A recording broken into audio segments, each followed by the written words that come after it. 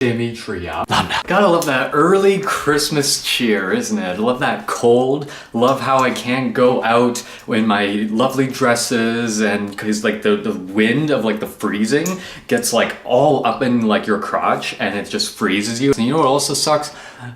See a little something different? All of a sudden, I didn't even feel in my mouth, it just completely fell out. So now I don't have Madonna and Monroe. So I have it on like my right. Wait, is this? No, this is my left. And then he has a little Monroe thing on his right. Isn't that amazing? So now we're like fully complete. I love Wreck-It Ralph. Love the characters, love the animation, love the colors. I think it has one of the best like heartbreaking scenes I've ever witnessed in a movie. In the first movie, we tackled the video game craze, you know, the arcade stuff, a lot of the 80s and 90s sort of arcade games. Now we're jumping into late 2010s. We're jumping into the internet. Obviously there are homages and references, but there's not as much as you'd hope. And a lot of them are, to be honest, a bit predictable. I am totally in sync with the audience I went with. All of us seem to have gotten a few laughs.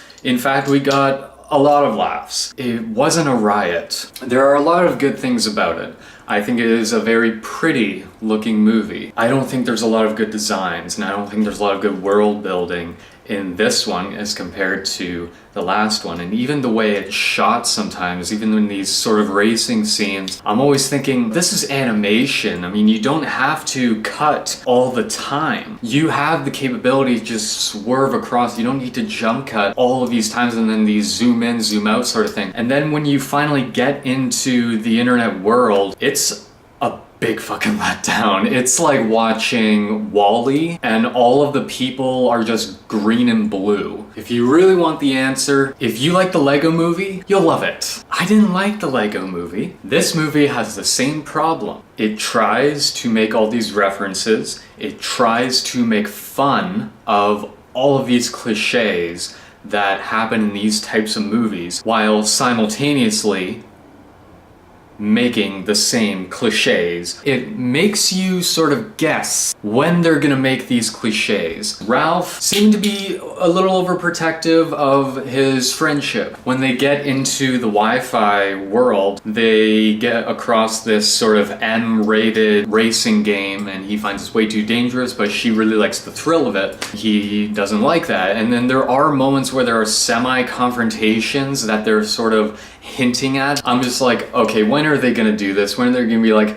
oh, Ralph is the dick again. Now he has to work his way back up and now he has to learn this lesson. Here's the problem. When a character learns a lesson, it needs to fit with that character. When they learn a lesson, it doesn't really mean anything if there's no context. Because in the first one, both of them learn what is accordingly. In this one, it's almost like we're just going to throw out this moral because for some reason every kid's film since the goddamn 80s needs to have this emotional scene. Everyone needs to learn something. You know, they can't just be like the Marx Brothers. They can't just be, and they can't just be funny. They can't just have fun. There's times when you need an arc, and then there's times where it's really not necessary. And in this one, it's so unlike the character to learn this. I'm thinking from the mistakes he made in the first film and the lesson he made and the sacrifices and that climax, which is unfucking-believable. Why does he need to go through this again?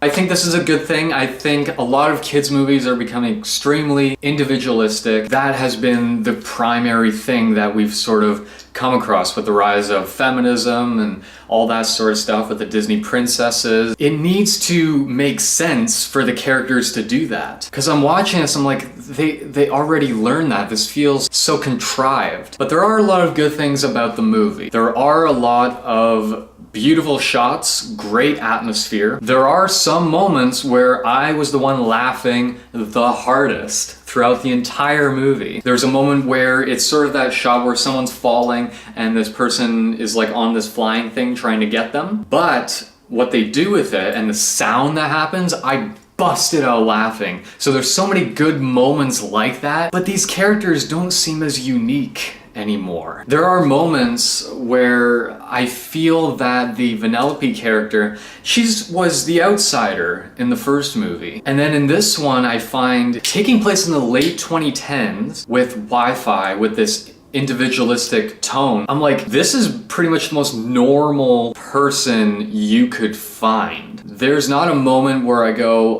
okay, she is the outsider. I could see how, she could be the glitch. Whereas in the first movie, there was a clear difference, from the people she was in, the environment she was in. I'm not seeing someone who is ultra hip and, unique. They don't seem like they're the outsiders. It's not like in Guardians of the Galaxy. These people are so strange and so different, but are so part of this time that they have this great charisma to them. And I find they hinted at a little bit of that in the first movie, but they were still sort of building the relationship. But in this one, I keep finding, they're happy now, and there's not too much where I go, okay, there's a little something off about one of them. He's just kind of the nice guy, and she's just the very excitable friend. And that's why when Ralph has to go through this inner conflict and sort of this realization about friendship, it doesn't hit as hard, because I hate saying this because I love the first movie so much, I don't really know too much about him. And there's a weird part of this where he's sort of going like, hop up on my hand, because his hand's so big so you can look at what's going on. And then he says, put your hand up here, kid. I feel like that's a mistake to keep calling her kid as best friends. And the rest of the movie, I'm waiting for these characters that we knew from the first one and these new people to really shine. That is one of the fun things about world building, is that you meet these people along the way. They sort of come in at the end. It's almost like, okay, well, they were in the first movie, I guess we gotta shoehorn them in here somewhere. The beginning of this is way too fast. It goes by so quickly. When Felix and Ralph are sort of at that quote-unquote bar, it's making as if they've been, in the movie for half an hour and they've had equal screen time, and they're sort of reflecting over what these new events are unfolding for us. And for both of them, like, this just happened like at the fraction of a second, and now they're making it as if this is big character, reversal and something that's upsetting for them, where they dedicate one scene to it. That's it. And you are waiting for the references. I mean, this is the internet. What is it can we do? There's a scene, I swear to God, I'm like, man, the tone and like the intention of this is just so off. Ralph has to become this internet celebrity, hatching onto all these trends, gain millions of views with each video. So he goes to this area that is sort of the comments section, and he looks around, and first it's really positive comments. Oh, Ralph is so great, Ralph is awesome, he's my hero, blah blah blah. Gradually it goes into the hate comments, that you're the worst, you're the blah blah blah. They build up the music there and they're playing it up. This is legitimately upsetting for him, and he needs to be kind of educated on it by the sort of CEO of it. Where did this come from? Was this the main point of the story, that he wants to be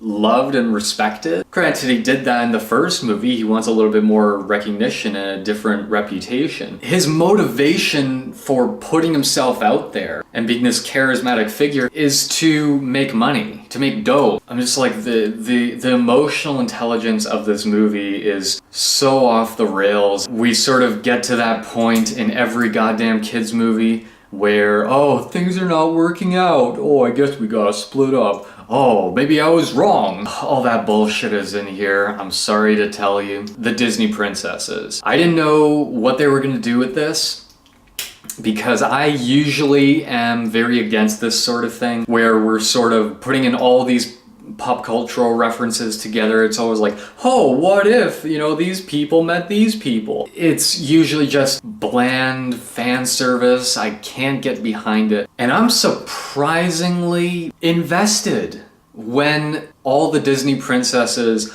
pop up. I think it's a lot to do with the animation, because like these are a lot of characters we're trying to, you know, give equal screen time. So it's like, okay, Belle says this one thing, cut to Ariel, now we're gonna cut to Merida. By the way, what they do with Merida, that is one of the best moments in the movie. So we get into the climax, which I said is pretty much a bog that you're looking at on the screen. When are they gonna get this straight that we are not thrilled by a bunch of little things sort of crawling onto each other, like the World War Z thing, and sort of becoming this anthropomorphized figure? When has that ever been interesting? And they try to fool you into thinking this is clever, that, oh, he's looking at himself. But this giant is just this big dumb animal. It's like caveman shit. And it is persuaded way too easily. It's not intimidating. You don't even know how the mechanics of it work, so